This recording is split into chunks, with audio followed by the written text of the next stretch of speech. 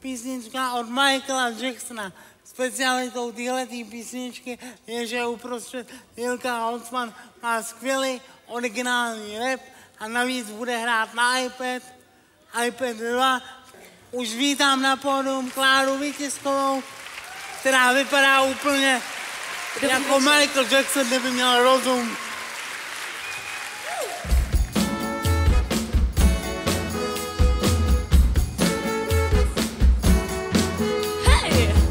Já když jsem přišel do skupiny The Tap Tap, tak jsem jako nástroj hraní obdržel klasický C od bicích, takzvaný virbl, a hrál jsem na něj dřevěnou paličkou. Posléze, když jsme začali kapelu nějak elektronicky upgradeovat, jsem se seznamoval s tímhle nástrojem, který stojí tady přede mnou, a začal jsem na něj hrát.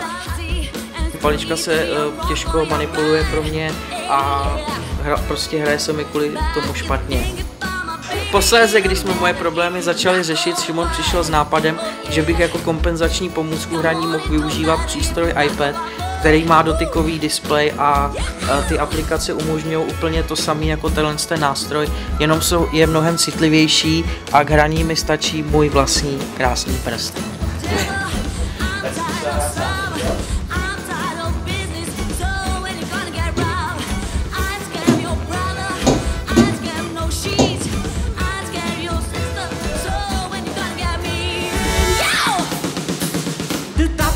Úderná značka známá v celé Evropě, počúvá nás každá mačka, toto naša hudba je to pravda, tahle hudba léčí, neboj brácho, já nemám péči, že úspěch bude v opeře, i v TAP, předsu na ČT, čo?